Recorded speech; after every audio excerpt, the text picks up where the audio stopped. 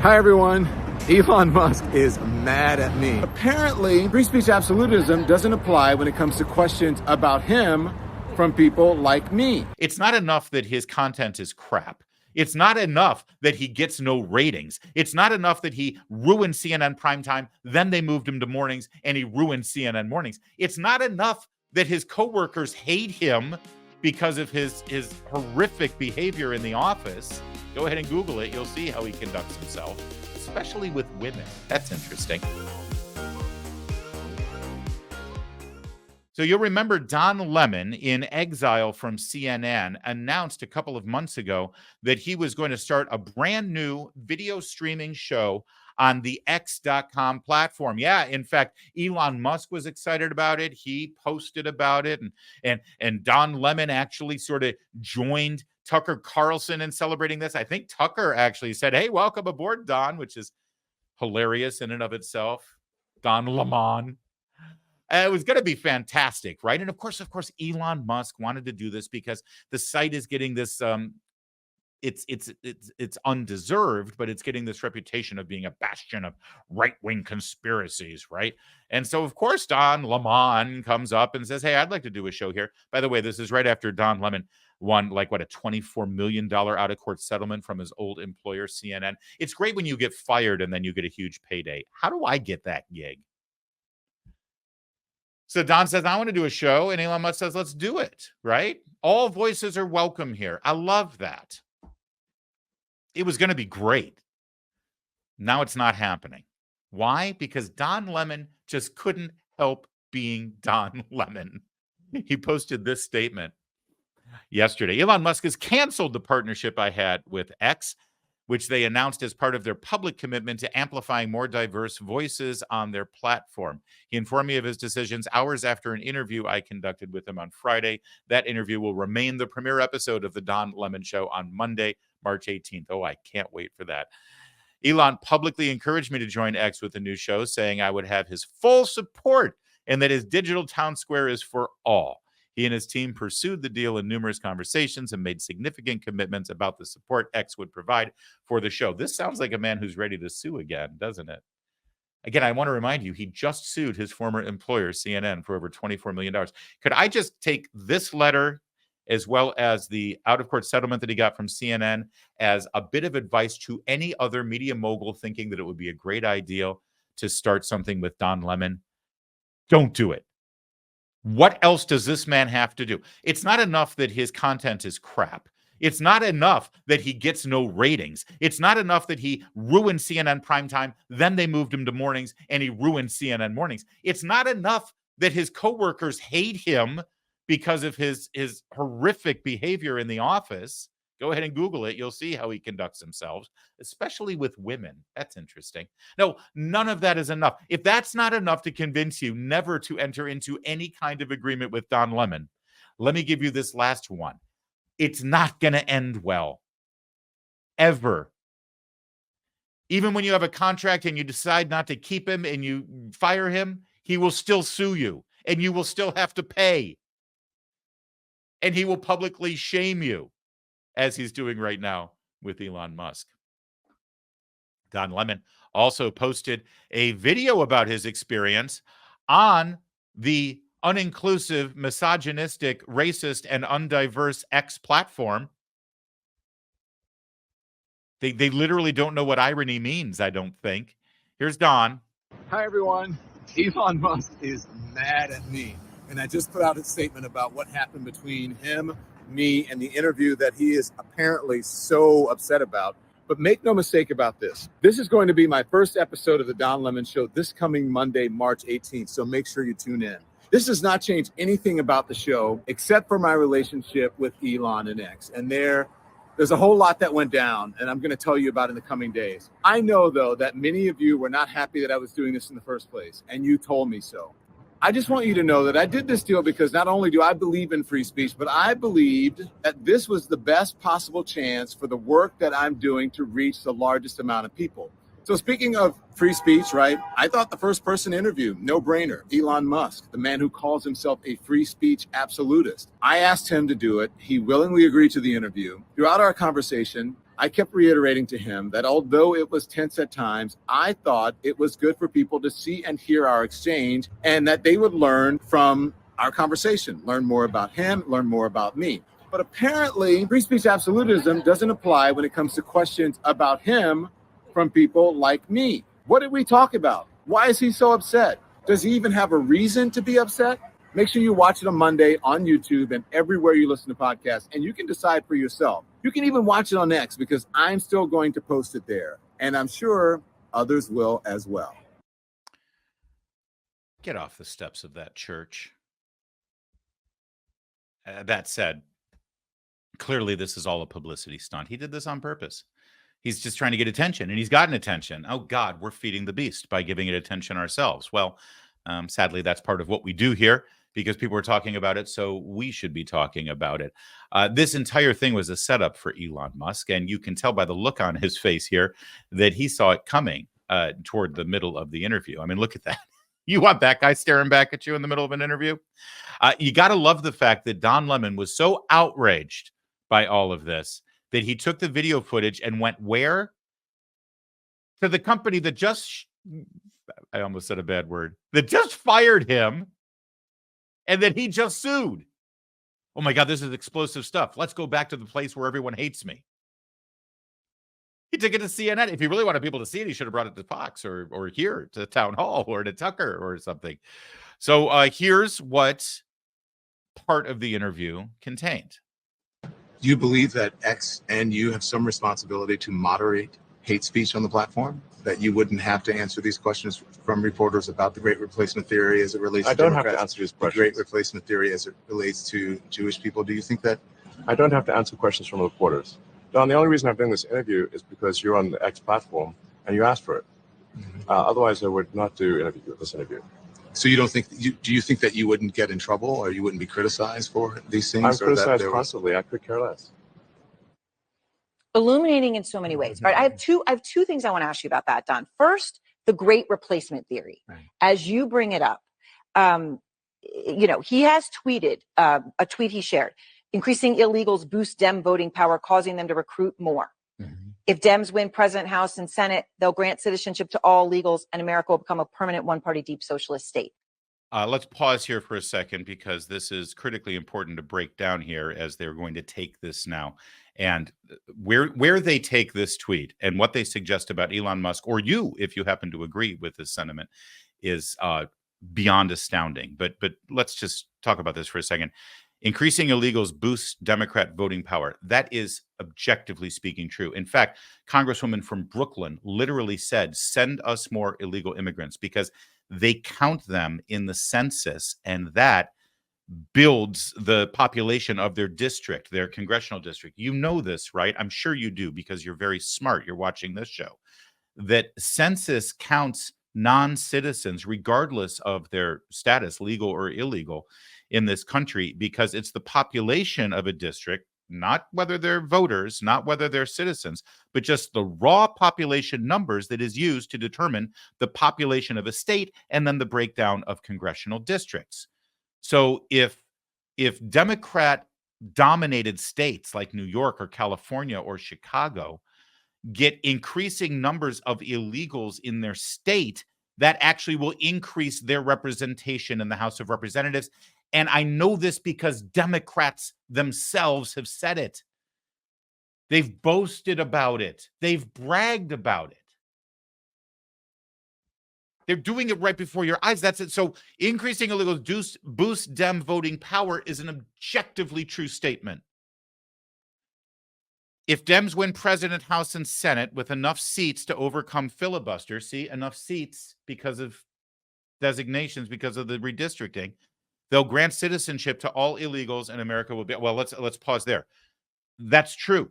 They will. If they had a filibuster-proof Senate and if they had a majority in the House and they had the White House, they will, in fact, grant amnesty to every single person in this country illegally. Do you know how I know that? Because Democrats tell me that. Every day, they tell you that. This is what they intend to do. That's what they plan to do. They're the ones who are leading the charge for amnesty for people who are in this country. That's why they don't like you to call them illegal immigrants. right? They're just undocumented. Well, how do you solve the problem of undocumented people? You give them documents. You know, at the risk of being canceled here by promoting the great replacements theory, whatever the hell that is, you need only break down what Elon Musk said here, and you will see that it is true. These are facts. And then finally, America will become a permanent one-party deep socialist state. Well, I'll tell you, if every single policy that the Democrats have put forward in the House of Representatives, from the Green New Deal to revoking the Second Amendment to stacking the court, if all of them were brought to fruition, you bet your ass, we would be, in fact, a one-party socialist state. So now, instead of taking Elon Musk's statement here and doing exactly what I did, but in the reverse, and explain how all of that is a lie and it's false and there's no facts to back it up, instead of doing that, watch what CNN does. Watch what Don Lemon does. Right. He has gone there directly. How much does he stand by these ideas? Well, he didn't quite seem to understand that he did originally. He did that with Jewish people, sort of a great replacement theory thing that he did with Jewish people, and he got in trouble and he had to go to. The great replacement theory thing he did with Jewish people. Listen, sorry, Don, I'm just a humble talk radio host and video streamer. So pardon me for lecturing you about journalism, but maybe you should actually show us the facts that what you're talking about here, instead of just randomly throwing out there, as it relates to Jewish people. What are you talking about? You had the one tweet all set up as a graphic. Maybe the thing that relates to, Jewish people, alluding to the idea that Elon Musk is an anti-Semite, which he is not. Maybe, in fact, you should back that up with some, proof. But no, you just throw it out there. It's a given fact because this is CNN. Okay, sorry. Go ahead. Auschwitz and answer questions and apologize and go with Ben Shapiro. But he doesn't understand that sort of rhetoric that he talks about, the great replacement theory and migrant invasion. That's what radicalized shooters use in their manifestos. Those exact words. The people who go and shoot up people, whether they be Latino people who live in Texas or Black people who are in a supermarket in Buffalo, or Jewish people who are worshiping, those people use the same rhetoric, that they are tropes, that they're either racist for Latinos or Black people or for Jewish people. And I wanted to know if he felt any responsibility as someone who has one of the largest social media and information platforms in the world. 250 million people. A 250 million people. I think it's 455 or 500 million users a week. And it doesn't seem that he feels that he has any responsibility with that, because he seemed really averse to facts. That facts did not matter to him. It didn't matter that he retweeted things that were offensive to people. And this whole the whole idea. All right, it's fine. It is great. It's so rich to see people sitting on CNN, hemming and hawing about how other news and media entities are averse to facts. And again, did you see anything there? Did you see anything in that exchange that actually debated the veracity of what Elon Musk said? And say, well, this isn't factual. Here's the proof that it's not factual. No, because they can't. And that last thing that he said, that something that's not factual and offensive to people, those two don't always go hand in hand. You can be factual and yet still be offensive to people. And last I checked, you have every right to be offensive to people. But no, these people, they don't want a media outlet like X, a media platform at least, to in some way be offensive to them. Because I assure you, when I watch CNN, I'm offended on a regular basis, and they couldn't possibly care less about that. And then you did see that one part there where he said, you tweet things out like this, and this is exactly what mass shooters say, mass murderers say in their manifestos. Wow. So that's the new rule.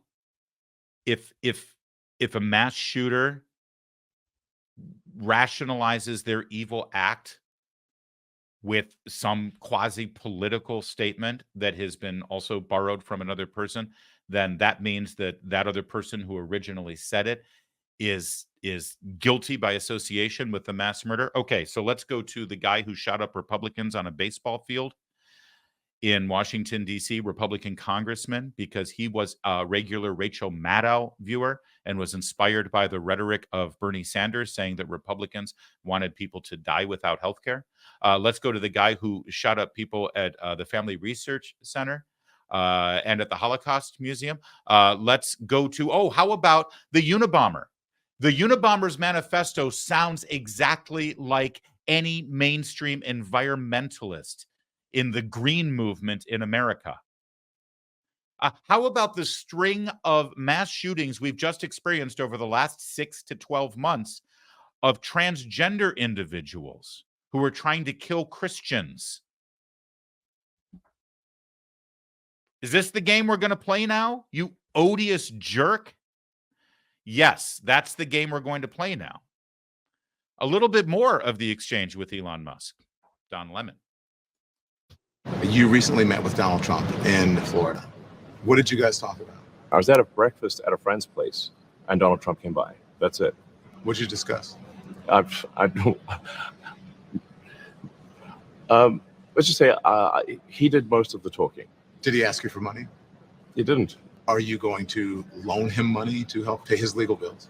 I'm not paying his legal bills in any way, shape, or form. Did he ask you for a donation? No. Are you leaning towards anyone? No. You're not leaning towards anyone. Because you've been I'm leaning away from Biden.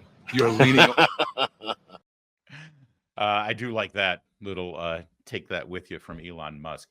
You know what's most revealing about that clip right there? The grilling, the leading for, are you going to give Trump money? Did he ask you for money? Do you plan on voting for Donald Trump? It's like, first of all, I would have loved Elon Musk to say, I'm an American citizen, a legal one, and it's none of your freaking business who I'm going to vote for.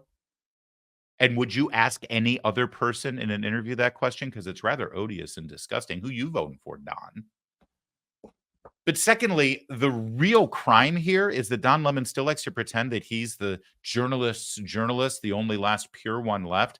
And he just doesn't follow the news. I knew that Elon Musk wasn't going to give Donald Trump any money. I knew that Donald Trump didn't ask him for any money. Do you know how I knew that? Because Elon Musk said it about 10 days ago. So why does it even have to be asked? But Don Lemon, apparently, the newsman, doesn't actually follow the news. And so there's a lot of talk right now about the First Amendment. The fact that Don Lemon no longer having an agreement with Elon Musk to do his show on the X platform in some way infringes his First Amendment rights. Now, again, some facts here. I don't believe Elon Musk has deleted Don Lemon's account. I don't think he has kicked him off of the platform. I think that perhaps they were in some discussion for a revenue share deal for whatever revenue was derived from the Don Lemon show on the X platform. And I believe that Elon Musk has basically said, yeah, that deal is off now if this is the kind of show you're going to do. I mean, just a good tip for any of you up-and-coming young broadcast journalists. Your first interview with the boss who you're trying to make a deal with, you might want to not be an asshole.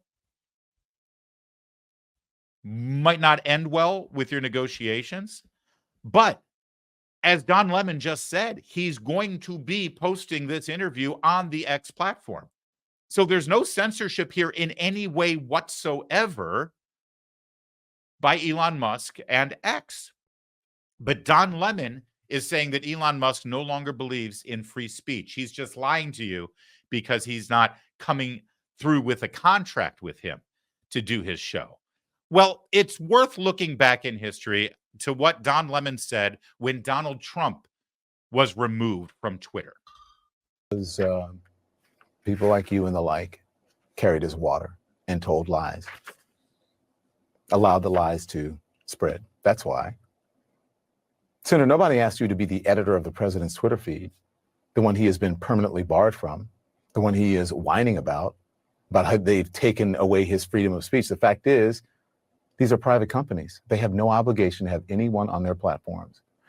These are decisions that have nothing to do with Congress, except perhaps for people trying to kill them. Think about it this way.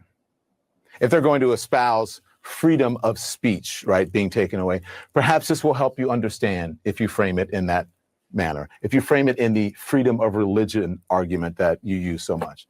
Twitter and Amazon and the like, they are the Christian bakery. Okay? Trump is the gay couple who wants a gay wedding cake.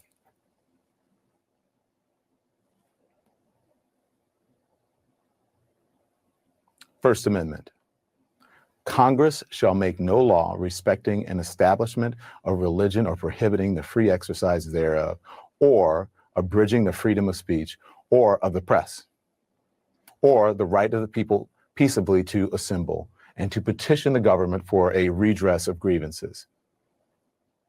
That's what it says. It says nothing about Twitter or social media. The Congress.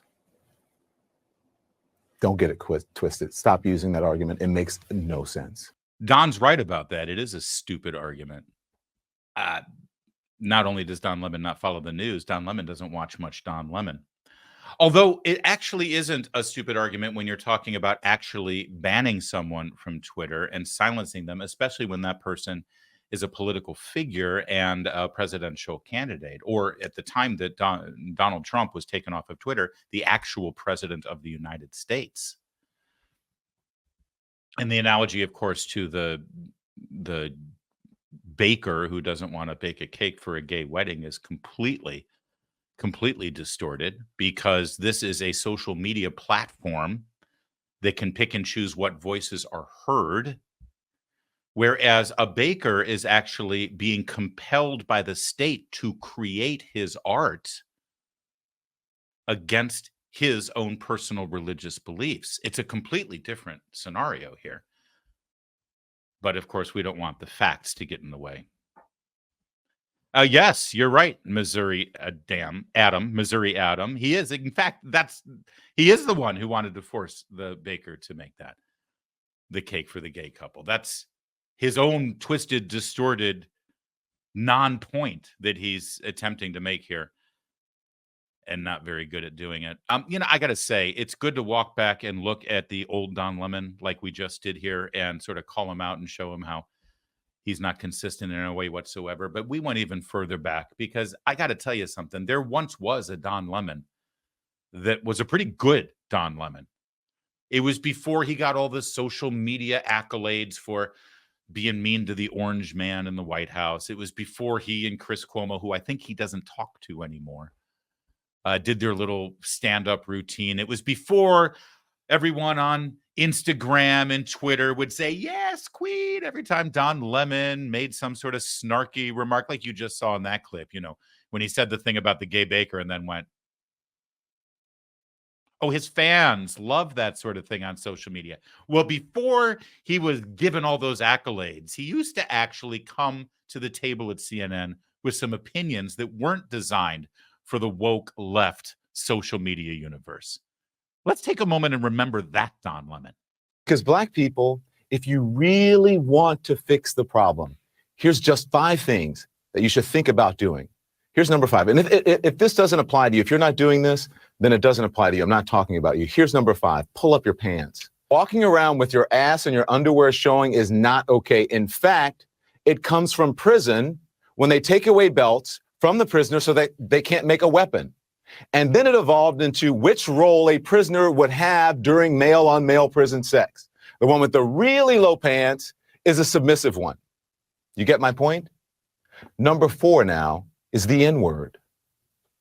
By promoting the use of that word when it's not germane to the conversation, have you ever considered that you may just be perpetuating the stereotype the masser intended, acting like a Now, number 3, respect where you live. Start small by not dropping trash, littering in your own communities. I've lived in several predominantly white neighborhoods in my life. I rarely, if ever, witness people littering. I live in Harlem now. It's an historically Black neighborhood. Every single day I see adults and children dropping their trash on the ground when a garbage can is just feet away. Just being honest here. Number 2, finish school. You want to break the cycle of poverty? Stop telling kids they're acting white because they go to school or they speak proper English. A high school dropout makes on average $19,000 a year. A high school graduate makes $28,000 a year. A college graduate makes $51,000 a year. Over the course of a career, a college grad will make nearly $1 million more than a high school graduate. That's a lot of money. And number one, and probably the most important, just because you can have a baby, it doesn't mean you should, especially without planning for one or getting married first. More than 72% of children in the African American community are born out of wedlock. That means absent fathers. And the studies show that lack of a male role model is an express train right to prison. And the cycle continues. That's good stuff. It really is. And the sad thing is that Don Lemon saying that stuff today gets canceled. No questions asked. You're done. You're killed. You're canceled. By today's Don Lemon, by the way. Don Lemon himself would cancel that guy.